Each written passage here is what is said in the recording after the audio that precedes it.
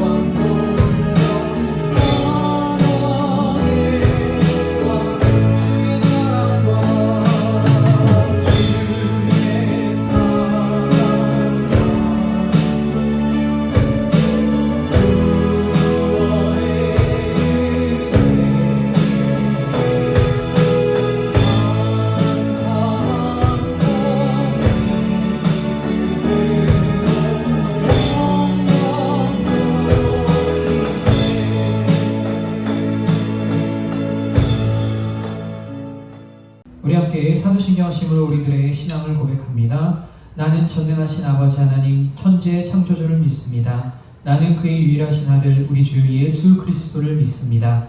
그는 성령으로 잉태되어 동정녀 마리아에게서 나시고 본디오 빌라도에게 고난을 받아 십자가에 못 박혀 죽으시고 장사된 지 사흘 만에 죽은 자 가운데서 다시 살아나셨으며 하늘에 오르시어 전능하신 아버지 하나님 우편에 앉아 계시다가 거기로부터 살아있는 자와 죽은 자를 심판하러 오십니다. 나는 성령을 믿으며 거룩한 공교회와 성도의 교제와 죄를 용서받는 것과 몸의 부활과 영생을 믿습니다. 아멘. 할렐루야, 할렐루야. 우리의 주인 되신 하나님을 송축하며 높여드리기를 원합니다. 찬양하러 내용은 함께 찬양하며 나아가도록 하겠습니다.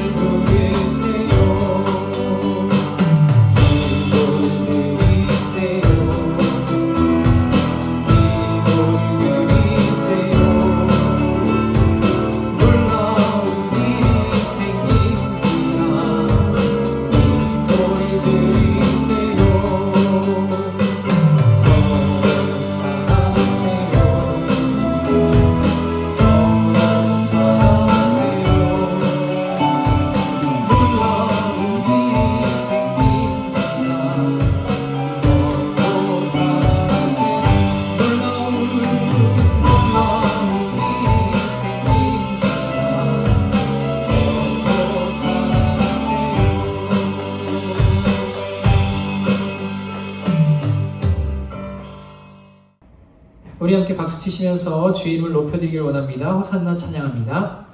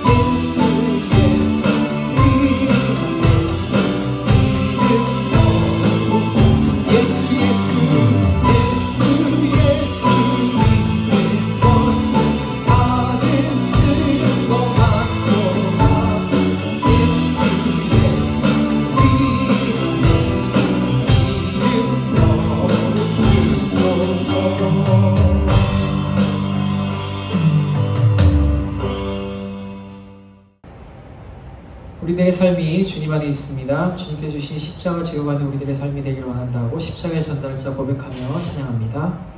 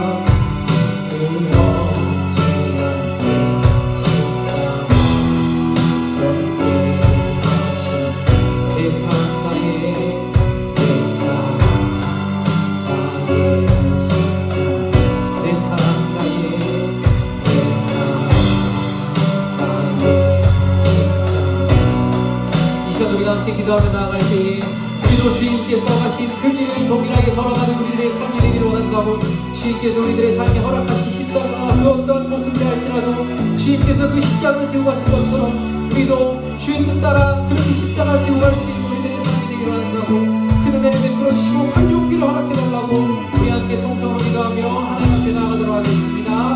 함께 기도하도록 하겠습니다.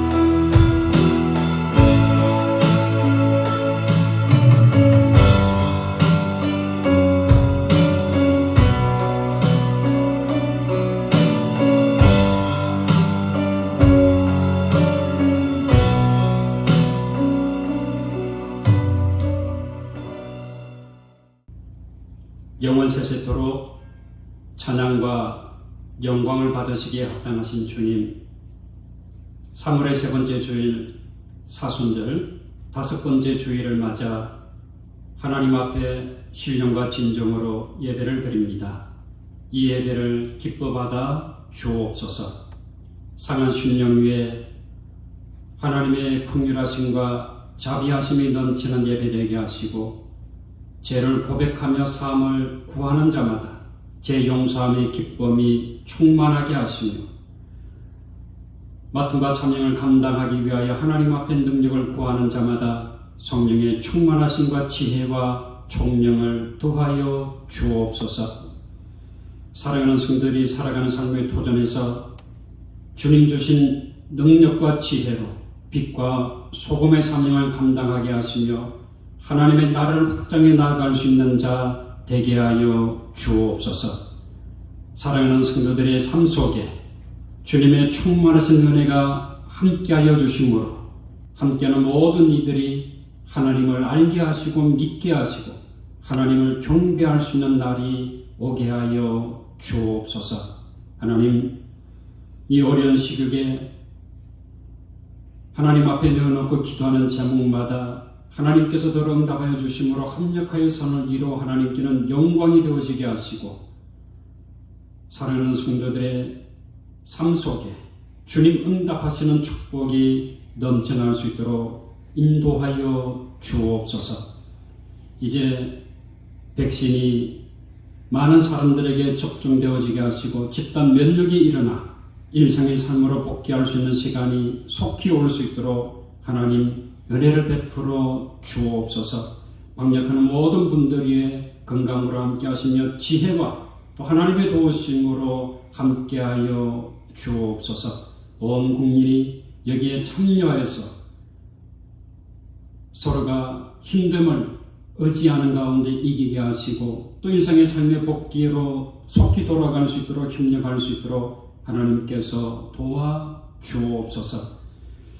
이제 사순절이 지나고 부활주일을 맞이할 때에 우리 사랑하는 성도들이 하나님 전에 나와 예배할 수 있는 놀라운 은혜로 도와 주옵소서. 오늘도 이 예배를 기뻐 받아주심을 믿사옵고 귀하신 예수님의 이름으로 기도하옵나이다. 아멘. 교회 소식 알려드립니다. 자, 여러분 한 주간도 잘 지내셨습니까? 오늘은 사순절 다섯 번째 주일입니다. 다음 주일은 고난주일이고 그 다음 주일이 부활주일이죠. 자, 사순절 더욱더 예수님의 말씀 또 예수님의 성품 삶을 묵상하심으로 하나님의 은혜를 경험할 수 있기를 바랍니다. 자, 힘들고 어려운 가운데서도 여러분 삶의 도전에서 기도하는 마음으로 잘 극복하시고 또 건강하게 주신 사명을 감당할 수 있기를 바랍니다. 다음 주일은 고난주일이죠. 우리가 한 주간도 하나님의 은혜 가운데 또 우리 주님의 고난을 묵상하면서 잘 지낼 수 있기를 주님의 이름으로 바랍니다. 준비하신 예물 찬송가 215장 찬양하며 하나님께 올려드립니다.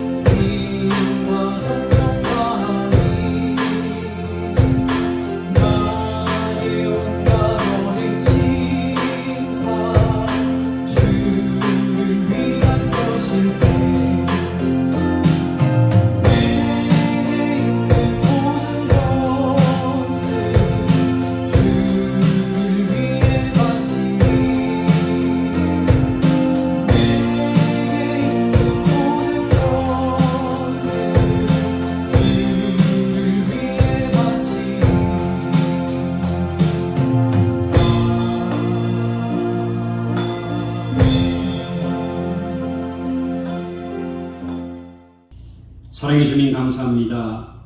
오늘도 그러가 복된 줄 하나님 앞에 나와 예배를 드리며 귀한 예물을 준비하여 하나님 앞에 올려드립니다.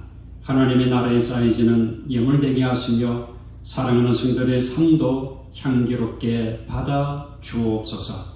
감사의 예물을 드리며 11조를 드리며 주일 헌금과 약속의 땅의 헌금을 드리며 여러 가지 모양으로 드리는 이 모든 예물을 기뻐 받아 주옵소서. 쓰여지는 곳곳마다 아름다운 열매가 풍성케 하시고 드린 자마다 하나님의 축복하심이 풍성케 하여 주옵소서.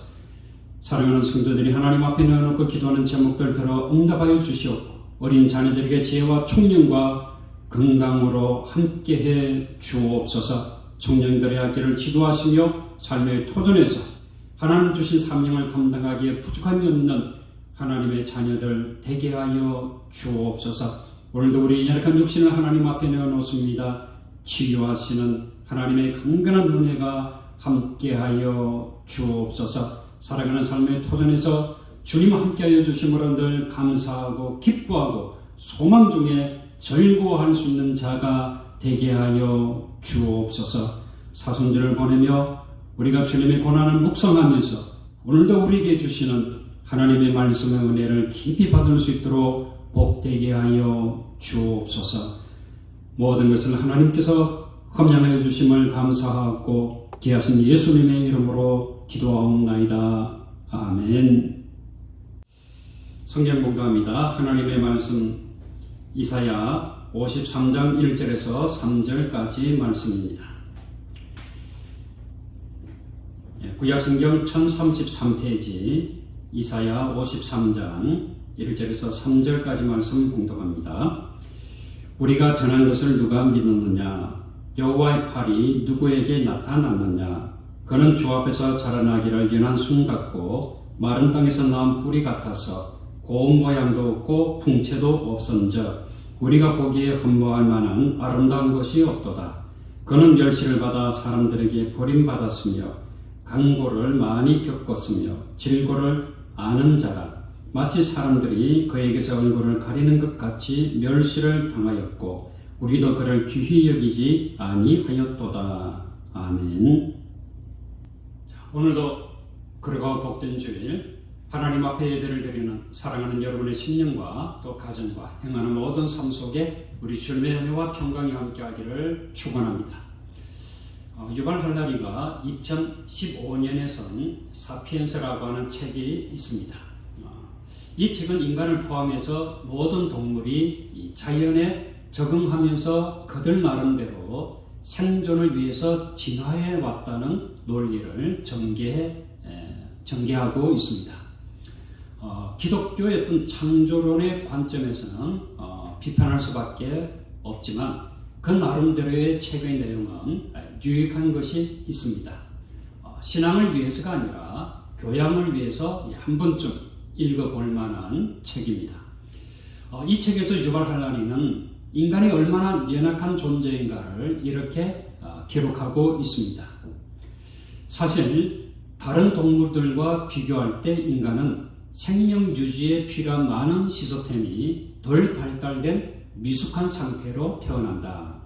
갓 태어난 망아지는 곧 그럴 줄 알고 고양이는 이 생후 몇 주만 지나면 어미 품을 떠나 혼자 힘으로 사냥에 나선다. 그에 비해 인간의 아기는 무력하여 여러 해 동안 어른들이 부양하고 지키고 가르쳐 주어야 한다. 게다가 인간은 미숙한 상태로 태어나기 때문에 교육을 받고 사회화할 수 있는 기간이 다른 어떤 동물보다 길다. 그래서 인간이 도구를 발견하기 전까지는 다른 동물보다 더 연약한 존재로 살아야 했다라고 기록하고 있습니다. 그런데 이 인간이 최고의 포식자로 등장한 시기가 바로 이 불을 발견하고 불을 사용할 줄 아는 시기부터라고 합니다. 이처럼 인간은 자연 속에서 도구를 사용하지 아니하면 다른 동물들의 먹잇감이 될 수밖에 없는 연약한 존재라고 기록하고 있습니다. 성경은 우리 인간을 육체적으로 그리고 영적으로 연약한 존재로 묘사합니다. 로마서 8장 26절은 이렇게 말씀합니다. 이와 같이 성령도 우리의 연약함을 도우시나니 우리는 마땅히 기도할 바를 알지 못하나 오직 성령이 말할 수 없는 탄식으로 우리를 위하여 친히 간구하시느니라. 육체적으로도 깨어지기 쉬운 존재이지만 이 영적으로도 쉽게 인간의 욕망에서 벗어나기 쉽지 아니한 연약한 존재라고 말씀하고 있습니다.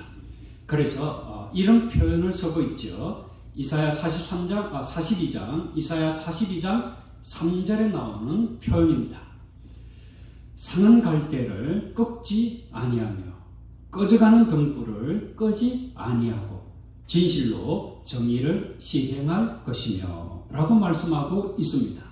여러분, 이 상한 갈대 또 꺼져가는 등불 이런 단어를 들으면 어떤 이미지가 여러분의 머릿속에 그려지시나요? 자, 상한 갈대. 이 보기에도 참으로 안쓰러운 모습이지요. 꺼져가는 등불, 빨리 달려가서 두 손으로 감싸주어서 꺼져가는 한 줄기 그 흐물거리는 빛을 살리고 싶지 않습니까? 자, 이런 상한 갈대의 모습, 꺼져가는 등불의 모습, 이런 모습이 예나 지금이나 인간이라면 다 가지고 있는 모습입니다. 그런데 우리를 구원하기 위해서 이 땅에 오신 예수 그리스도의 모습 또한 별 다를 바가 없습니다.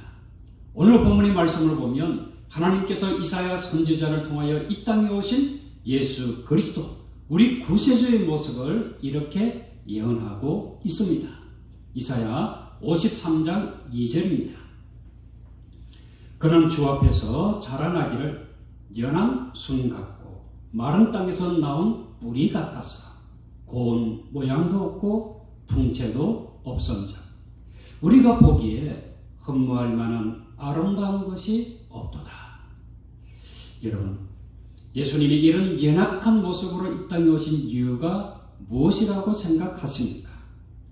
사실 온 인류의 구세주, 우주와 만물의 통치자 하나님의 아들로 이 땅에 오시려면 어떤 모습으로 오셔야 할까요?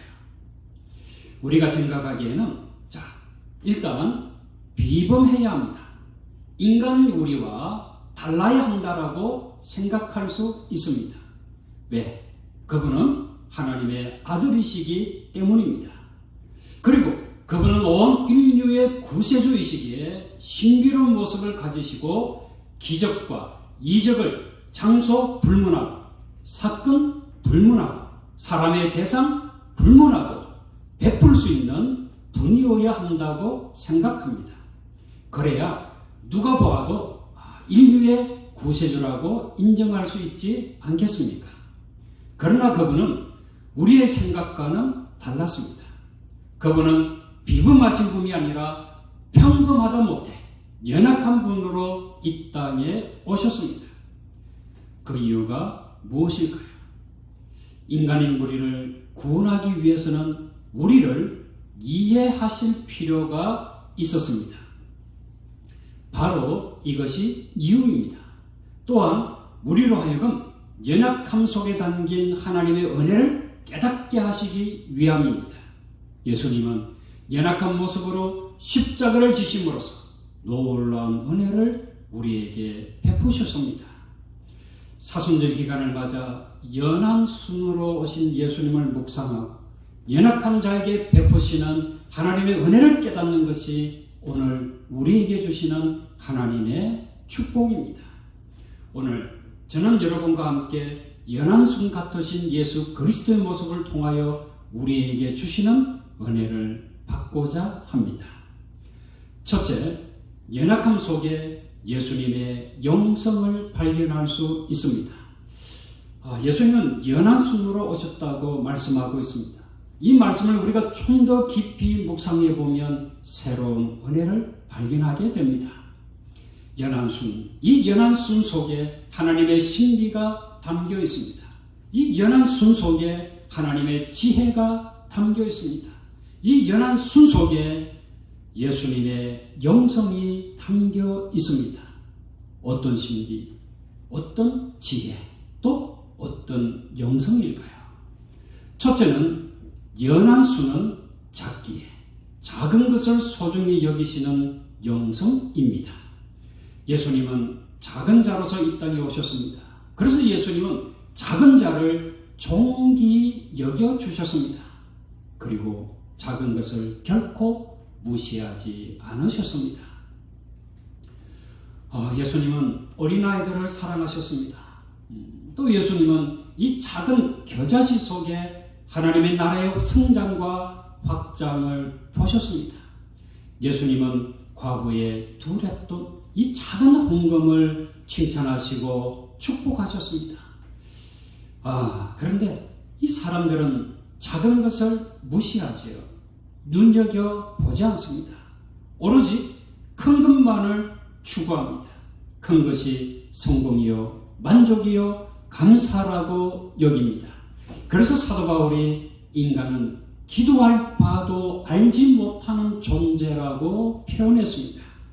이제는 작은 사람, 작은 일, 작은 순간, 작은 만남, 작은 헌신, 이 작은 일 속에 하나님의 놀라운 은혜와 축복과 미래가 담겨 있다는 사실을 알아야 합니다. 사람과의 만남에서도 이 한 번의 큰 칭찬보다 여러분의 작은 친절, 작은 미소, 작은 격려가 우리를 행복하게 합니다. 둘째는 이 연한 수는 연약하기에 연약함을 도우시는 영성입니다. 예수님은 연약한 자로 오셨습니다. 그리고 연약한 모습으로 사셨습니다. 예수님은 태어나실 때부터 강한 용사로 태어나시지 아니하셨습니다. 마구간에서 태어나셨잖아요. 그리고 구유에 누우셨습니다. 이 구유는 이 소나 또 말, 이 나귀의 여물통이잖아요. 예수님은 이렇게 마구간에 태어나셔서 여물통에 누우셨던 것입니다. 사람들에게 무시를 당할 수 있는 이런 연약한 곳에서 태어나신 분이지요. 그렇지만 예수님은 연약함 속에 태어나셨지만 언제나 하나님의 도우심을 받으셨습니다. 언제나 하나님과 동행하셨습니다. 사람들은 연약한 자보다 강한 자를 좋아합니다. 연약한 자에게는 내가 도움을 주어야 하지만 강한 자에게는 내가 도움을 받을 수 있기 때문입니다. 그래서 우리가 어려운 일을 당하게 되면 어떤 자를 찾지요? 바로 강한 자를 찾습니다. 그러나 예수님은 연한 손으로 우리에게 연약한 자에게 베푸시는 하나님의 은혜와 사랑을 보여주고 계십니다. 강한 자를 좋아하는 자는 하나님을 찾지 않습니다. 강한 자가 자기의 문제를 해결해 주리라 믿기 때문이지요. 그러나 자신의 연약함을 하나님 앞에 내어놓는 자는 하나님의 은혜와 자비하심을 경험하게 됩니다. 예레미야 31장 25절을 보겠습니다. 이는 내가 그 피곤한 심령을 상쾌하게 하며 모든 연약한 심령을 만족하게 하였음이라 하시기로. 하나님은 연약한 심령을 만족하게 하십니다. 연약한 자의 문제를 결코 외면하시지 않습니다. 그리고 도우시는 분이지요. 여러분, 그 이유가 무엇일까요? 하나님의 아들 예수 그리스도께서 연약한 분이시기 때문입니다. 그래서 예수님의 연약하심은 우리에게는 축복입니다. 셋째는 연한 수는 푸르기에 희망의 영성이 있습니다. 푸른 색상은 우리에게 새로운 출발, 또 다시 태어남, 희망, 무한한 가능성을 주는 색상입니다. 이 푸른 손에는 무한한 미래와 희망이 담겨 있습니다. 그 푸른 손이 자라면 아름다운 꽃이 피고 풍성한 열매가 됩니다. 그 작은 푸른 손이 앞으로 어떻게 변해서 얼마나 놀라운 열매를 맺을지 아무도 모르는 것입니다. 우리 교회 어린 주일학교 친구들이 푸른 손입니다. 아이들을 존중히 여겨야 합니다. 귀한 존재로 알아야 합니다. 무한한 가능성을 가진 하나님의 자녀들입니다. 우리 교회 청년들이 푸른 순입니다. 이들의 어깨에 우리 교회의 미래가 달려 있습니다. 청년들이 어떤 신앙을 가지고 헌신하고 봉사하는지는 아무도 모르지만 하나님은 기대를 하고 계시리라 믿습니다. 이들의 믿음과 헌신을 통해서 하나님의 역사가 어떻게 일어날지 기대가 됩니다. 그래서 우리는 주일학교 학생들과 청년들을 위해서 기도를 많이 해야 합니다. 이들의 연한수는 무한한 가능성을 가진 푸른색입니다. 신앙의 사람으로 성장하기를 기도해 주시기를 바랍니다. 만남의 축복을 위해서 기도해 주시기를 바랍니다. 직장과 삶의 도전에서 사명을 잘 감당할 수 있도록 기도해 주시기를 바랍니다. 11조를 드리고도 아니 그 이상으로 하나님의 나라와 교회를 섬기고도 재정적으로 풍족함을 경험할 수 있는 자가 되어질 수 있도록 기도해 주시기를 바랍니다. 예수님의 말씀하신 것처럼 주라 그리하면 너희에게 줄 것이니 곧 후이되어 누르고 혼도로 넘치도록 하여 너희에게 안겨주리라. 이 말씀을 경험하는 신앙의 사람이 되도록 기도해 주시기를 바랍니다. 하나님의 은혜는 역설적입니다. 하나님은 강함이 아니라 연약함 속에 하나님의 신비와 은혜와 영성을 담아두셨습니다. 하나님은 연약함 속에 참된 강함을 담아두셨습니다. 사랑하는 성도 여러분, 연약함 속에 예수 그리스도처럼 참된 강함을 소유한 자가 되어지기를 주님의 이름으로 축원합니다. 크게 둘째는 연약함은 사랑을 끌어오는 힘이 있습니다. 부모님들은 이해가 되실 것입니다. 10손가락 깨물어 안 아픈 손가락이 없다 라고 하는 말이 있지 않습니까? 그러나 이 10손가락 중에 특별히 애정이 가는 손가락이 있습니다. 어떤 손가락이지요? 아픈 손가락입니다. 연약한 손가락입니다. 그렇지 않습니까? 자녀들을 다 사랑합니다. 그러나 부모의 애정이 더 가는 자녀가 있습니다.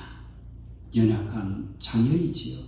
내가 돌보지 아니하면 넘어질 것 같고 내가 도와주지 아니하면 살아가지 못할 것 같습니다. 그런 자녀에게 부모의 관심과 사랑이 더 가는 것만은 사실인 것 같습니다. 그래서 연약함은 사랑을 끌어오는 힘이 있는 것입니다. 여러분, 하나님의 사랑을 더 많이 받는 사람은 어떤 사람일까요? 하나님의 관심과 애정을 더 많이 받을 수 있는 사람은 어떤 사람일까요? 자신의 연약함을 하나님 앞에 내어놓는 사람입니다. 하나님은 연약한 자에게 관심을 가지고 계십니다. 자, 우리 이사야 66장 2절 말씀을 통해서 확인해 보겠습니다. 이사야 66장 2절입니다. 나 여호와가 말하노라. 내 손이 이 모든 것을 지었으므로 그들이 생겼느니라. 무릇 마음이 가난하고 심령에 통해하며 내 말을 듣고 떠는 자 그 사람은 내가 돌보려니와 라고 말씀하고 있습니다. 여러분, 이 마음이 가난하고 또 이렇게 심령에 통해하며 내 말을 듣고 떠는 자, 이와 같은 자를 하나님께서 어떻게 하신다고요? 돌보신다 라고 말씀하고 있습니다. 마음이 가난하고 인간적 욕심과 야망에 가득한 자가 아닙니다. 심령에 통해하고 인간적 교만과 자랑에 가득한 자가 아닙니다. 내 말을 듣고 떠는 자, 하나님의 말씀 앞에 나는 아니지요 라고 회피하는 자가 아닙니다. 하나님은 마음이 가난하여 심령에 통해하는 마음으로 하나님의 말씀을 듣고 순종하는 자를 돌보신다고 말씀하고 있습니다. 사랑하는 성도 여러분, 하나님 앞에 연약한 자가 되시기를 바랍니다. 연약한 자에게 베푸시는 신비로운 은혜를 날마다 경험하는 저와 여러 번 되어지기를 주님의 이름으로 축원합니다. 셋째는 이 연약함은 부드러움입니다. 연한 손은 이 손으로 만져보면 참으로 부드럽습니다. 말랑말랑합니다. 강하지 않잖아요. 딱딱하지 않습니다. 사랑도 마찬가지입니다. 사람들이 착각하는 것이 있습니다. 강한 것이 사랑이라고 생각하는 것입니다. 포기하지 않고 부러지지 않는 것이 사랑이라고 생각합니다. 그런데 예수님께서 보여주신 사랑은 딱딱하지 않습니다. 손으로 움켜쥐는 것이 아니라 손을 펼쳐서 거저주는 사랑입니다. 집착이 아니라 자유를 주는 사랑입니다. 자신의 유익보다 이웃의 유익을 위한 사랑입니다. 부드러운 사랑을 알지 못할 때에는 말도 강하고 성격도 강해서 곁에 있는 사람들에게 상처를 주게 됩니다. 그러나 예수님의 부드러운 사랑을 알게 되면 삶의 모습이 달라집니다. 강한 것만이 좋은 것이 아니다 라고 하는 것입니다. 사람들의 마음에 위로를 주고 기쁨을 주는 것은 강한 것이 아니라 부드러움임을 알게 됩니다. 여러분, 하나님께서 우리의 마음이 어떤 마음이기를 원하십니까요? 에스겔 11장 19절 말씀을 보면 알 수 있습니다. 에스겔 11장 19절입니다. 내가 그들에게 한 마음을 주고 그 속에 새 영을 주며 그 몸에서 돌 같은 마음을 제거하고 살처럼 부드러운 마음을 주어 라고 말씀하고 있습니다. 하나님께서는 우리에게 주신 예수 그리스도의 영으로 말미암아 우리의 마음이 돌 같은 딱딱한 마음, 강한 마음이 아니라 살처럼 부드러운 마음이기를 원하신다고 말씀하고 있습니다. 왜냐하면 이 부드러운 마음이 좋은 땅이기 때문입니다. 말씀을 듣고 열매를 맺을 수 있는 마음이기 때문이지요. 예수님은 씨 뿌리는 비유에서 열매 맺는 땅은 이 열매 맺는 좋은 땅에 대해서 말씀하셨습니다. 좋은 땅이 30배, 60배, 100배 열매를 맺는다고 하셨습니다. 이 좋은 땅을 이렇게 해석하셨습니다. 누가복음 8장 15절이지요. 좋은 땅에 있다는 것은 착하고 좋은 마음으로 말씀을 듣고 지키어 인내로 결실하는 자니라. 착하고 좋은 마음이 바로 부드러운 마음입니다.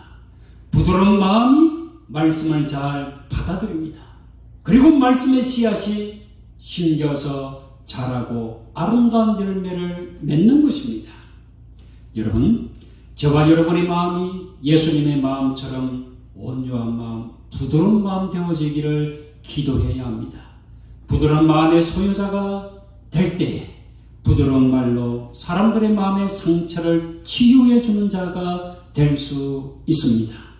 사랑하는 성도 여러분, 사순절 우리의 구원을 위해 이 땅에 오신 예수 그리스도는 연한 순으로 오셨습니다.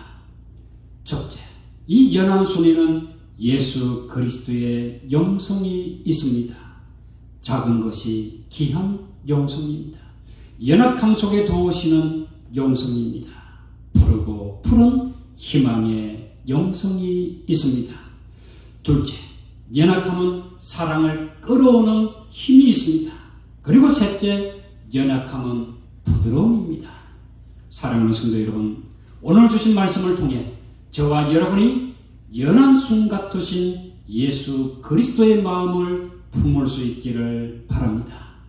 예수님의 마음을 품는 자가 하나님의 신비와 은혜를 경험할 수 있습니다. 나 같은 자를 구원하신 주님의 크신 은혜를 이 사순절 기간에 깊이 묵상하고 찬양하고 감사할 수 있기를 주님의 이름으로 축원합니다. 기도하겠습니다. 사랑의 주님, 우리를 구원하기 위하여 연한 순 같으신 예수님으로 내려오셨고 그분의 삶이 강한 삶이 아니라 온유와 겸손으로 둘러싸이신 삶인 것을 깨닫게 됩니다. 예수님의 말씀을 묵상하면 묵상할수록, 예수님의 마음을 흠모하면 흠모할수록 연약한 자가, 그리고 또 부드러운 자가 예수님을 닮아가게 되며 예수님의 마음을 품고 아름다운 열매를 맺게 됨을 깨닫습니다. 이 시간 우리 모두가 연한순 같으신 예수님을 닮아가는 자 되어지게 하시고 하나님의 도우심을 받아 이 땅 위에서 주신 사명을 능히 감당할 수 있는 자 되게 하여 주옵소서. 함께하는 모든 이들에게 온유와 겸손과 부드러움으로 마음의 감동과 깊은 은혜와 사랑을 나눌 수 있는 존귀한 자 되게 하여 주옵소서. 예수님의 이름으로 기도하옵나이다. 아멘. 소유 찬송으로 찬송가 272장 찬양합니다.